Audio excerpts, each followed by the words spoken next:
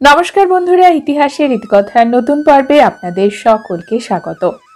হিন্দু ধর্মের ক্যালেন্ডার অনুসারে মাসের 4টি দিন বেশ গুরুত্বপূর্ণ। দুটি একাদশী তিথি, একটি অমাবস্যা এবং একটি পূর্ণিমা তিথি।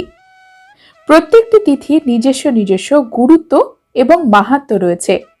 পূর্ণিমা তিথি যেখানে শুভ কর্মের সঙ্গে যুক্ত, দেবদেবীদের পুজো যেমন লক্ষ্মীনারায়ণ পুজো, সত্যনারায়ণ ব্রত, রাধা গোবিন্দের পুজো, গোপালের পুজো পূর্ণিমা তিথিতে অনুষ্ঠিত হয়।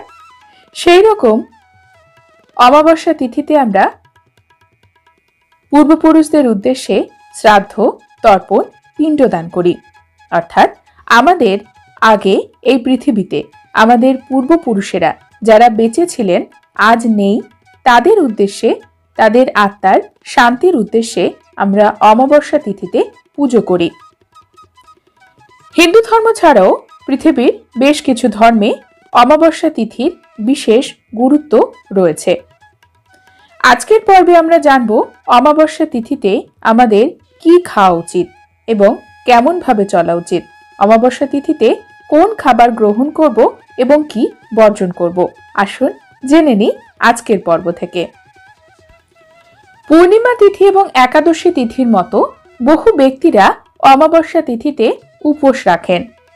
অমাবস্যা তিথির উপোস 12 ঘন্টার উপোস, অর্থাৎ 12 ঘন্টা তারা কোনো কিছু গ্রহণ করেন না, তারপরে তারা খাদ্য গ্রহণ করেন।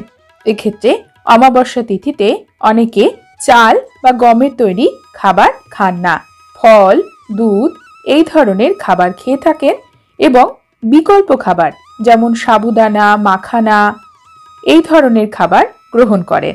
অনেকে কুট্টুর আটা অর্থাৎ জলসিঙ্গারার আটা দিয়ে রুটি তৈরি করেও খেয়ে থাকেন বা পরোটাও তৈরি করেন। অমাবস্যা তিথিতে সবসময় সাত্ত্বিক জীবন ধারণ করা উচিত।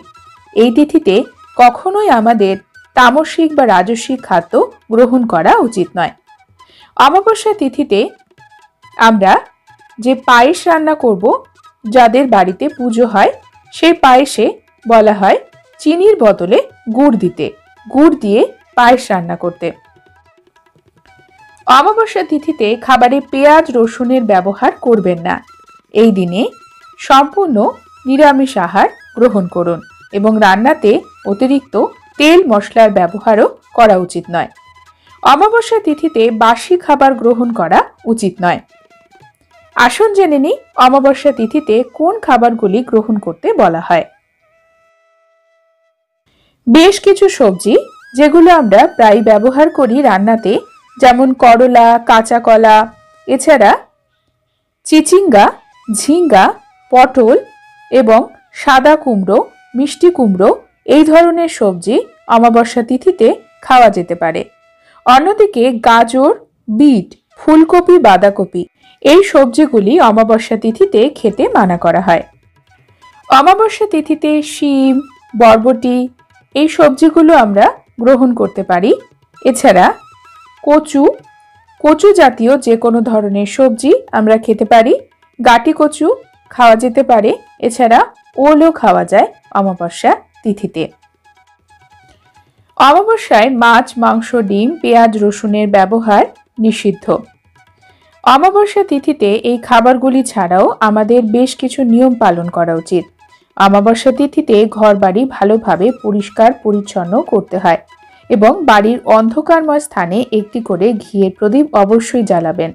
ঠাকুর ঘরে তো জ্বালাবেনই, তার সাথে সাথে বাড়ির অন্ধকার স্থানগুলিতে প্রদীপ প্রজ্বলন করুন। অমাবস্যা তিথিতে মা কালীর পুজো করা হয়। এই তিথিতে মাকে রক্তজবা দিয়ে পুজো করতে পারেন। পিতৃদোষ খণ্ডনের জন্য অমাবস্যা তিথিতে বিভিন্ন ধরনের পুজো অর্চনা করা হয়। সবচেয়ে সহজ উপায়ে পিতৃদোষ যদি খণ্ডন করতে চান তবে অশ্বত্থ গাছের পুজো করুন। অমাবস্যা তিথিতে আপনারা উপোস রাখতে পারেন, অশ্বত্থ গাছের পুজো করতে পারেন, প্রদক্ষিণ করতে পারেন বাড়ির কাছাকাছি যদি কোনো অশ্বত্থ গাছ থাকে। হিন্দু ধর্মে অশ্বত্থ গাছ অত্যন্ত পবিত্র গাছ। এই গাছে বলা হয় পিতৃপুরুষেরা সূক্ষ্ম দেহে বাস করেন। এছাড়া হিন্দু ধর্মের সকল দেবদেবী অশ্বত্থ গাছে বসবাস করেন। তাই বলা হয় অশ্বত্থ গাছের পুজো করলে আমাদের পিতৃপুরুষদের সাথে সাথে সকল দেবদেবীর আশীর্বাদ পাওয়া যায়। একটি ঘিয়ের প্রদীপ অশ্বত্থ গাছের গোড়ায় প্রজ্বলন করুন এবং সেখানে কিছু ফুল মিষ্টিও অবশ্যই দেবেন।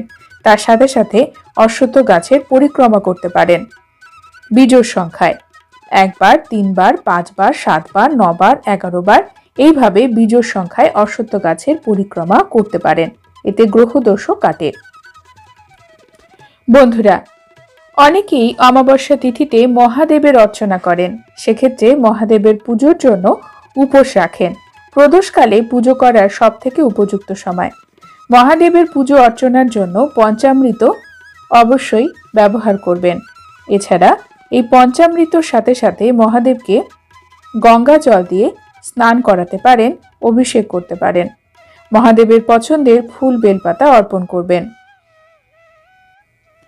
অমাবস্যা তিথিতে যে কাজগুলি করা উচিত নয়, অমাবস্যা তিথিতে শুভ অনুষ্ঠানের জন্য কোনো কিছু কেনাকাটা করবেন না। সেটি আপনার ঠাকুর ঘরের কোনো বাসনপত্র হতে পারে অথবা বিয়ে, অন্নপ্রাশন, গৃহপ্রবেশ, এই ধরনের শুভ কর্মের জন্য কেনাকাটা অমাবস্যা তিথিতে নিষিদ্ধ। অমাবস্যা তিথিতে কখনোই ঝগড়া বিবাদে জড়াবেন না। অমাবস্যা তিথিতে হাতের নখ কাটবেন না, চুল কাটবেন না। অমাবস্যা ব্রত পালন করা কেন শুভ? আমাদের বাঙালিদের 12 মাসে 13 পার্বণ। প্রত্যেক মাসে কিছু না কিছু ব্রত উপবাস লেগেই রয়েছে। আর গৃহস্থ বাড়িতে পুজো পার্বণ ব্রত করার রীতি রয়েছে। সংসারে ভালোর জন্য, পরিবারের সকলের সুখের জন্য এবং বিভিন্ন বাধা বিপত্তি কাটানোর জন্য, উন্নতির জন্য, শান্তির জন্য আমরা এই সকল ব্রত পুজো অনুষ্ঠান করে থাকি। নীলের পুজো, শিবরাত্রি, বারের পুজো, শীতলা পুজো, কালী পুজো, আরও কত ব্রত আমরা প্রত্যেকেই করি, প্রায় অনেকেই মনে করে থাকেন এই সকল ব্রত পালন করলে পরিবারের সুখ শান্তি বজায় থাকে। এছাড়াও বিভিন্ন শারীরিক কারণে বা সংসারে যখন অশান্তি হয়, সে অশান্তিকে কমানোর জন্য পূর্ণিমা এবং অমাবস্যা ব্রত অনেক বাড়িতেই পালন করা হয়। অমাবস্যা পালন করলে সুফলও মেলে, পরিবারের সুখ শান্তি বজায়ও থাকে, সমৃদ্ধি আসে। অনেকেই অমাবস্যায় ধন লক্ষ্মীর আরাধনা করেন। জীবনের নানা সমস্যা থেকে মুক্তি পেতে অমাবস্যা পালন করুন, ধনলক্ষ্মীর আরাধনা করুন। খুব সহজেই ফল অবশ্যই পাবেন। শ্রাদ্ধ অনুষ্ঠানের জন্য অমাবস্যা খুবই উপযোগী। এই দিন শ্রাদ্ধ অনুষ্ঠান করলে পিতৃপুরুষদের আশীর্বাদ পাওয়া যায়। যদিও কোনো কারণে পিতৃপুরুষদের শ্রাদ্ধ করা সম্ভব না হয়, তাহলে অমাবস্যার দিন সেটি করা যেতে পারে। অনেকেরই জন্মের রাশিফলে থাকে পিতৃদোষ। এই সমস্যা যদি থাকে, তবে অমাবস্যার দিনে গরিব দুঃখীদের খাদ্য, বস্ত্র, পাদুকা এই সকল দান করার বিধান রয়েছে। তাহলে এর কুপ্রভাব কেটে যায়। অমাবস্যায় অনেকেই বাড়িতে বিশেষ পুজোর আয়োজন করেন। অমাবস্যার এই বিশেষ পুজো ফল অর্জনে সহায়ক। অনেকেই এই পুজোর তিথিতে বিভিন্ন রকমের মনস্কামনা পূর্ণ করার মানসিকও করে থাকেন, যাতে তাদের শারীরিক উন্নতি হয়, রোগ থেকে মুক্ত হতে পারে। রোগ মুক্তির জন্য অমাবস্যার ব্রত প্রায় অনেকেই করেন। স্বাস্থ্য সংক্রান্ত সমস্যা সমাধানে অমাবস্যার ব্রত পালন করুন। অমাবস্যার ব্রত অকাল মৃত্যু রোধ করতে বিশেষভাবে সহায়ক। এই তিথিতে অনেকের বাড়িতেই পুরোহিত দিয়ে পুজো হয়।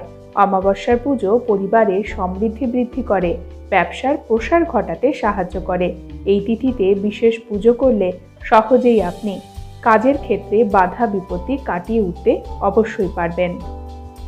বন্ধুরা, এই অমাবস্যাতে, যে কোনো অমাবস্যা, আপনারা আপনাদের বাড়ির সদর দরজার সামনে 2টো তিলের প্রদীপ অবশ্যই জ্বালাবেন। তিলের প্রদীপ জ্বালালে আপনার সংসারে সুখ সমৃদ্ধি এবং ঐশ্বর্য বৃদ্ধি পাবে। তাই অমাবস্যা তিথিতে বলা হয়, এমন কিছু জিনিস রয়েছে যেগুলো ভুলেও কেনা উচিত নয় বা ঘরে তোলাও উচিত নয়।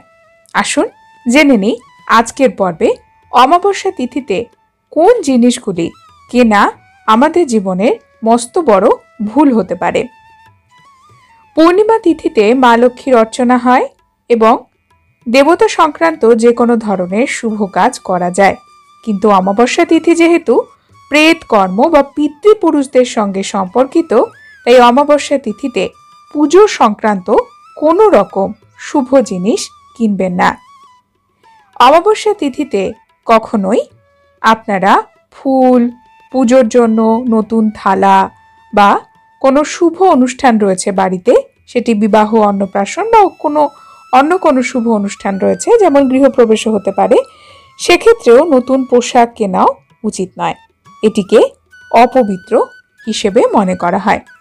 বলা হয় এতে আমাদের জীবনে খারাপ প্রভাব পড়তে পারে।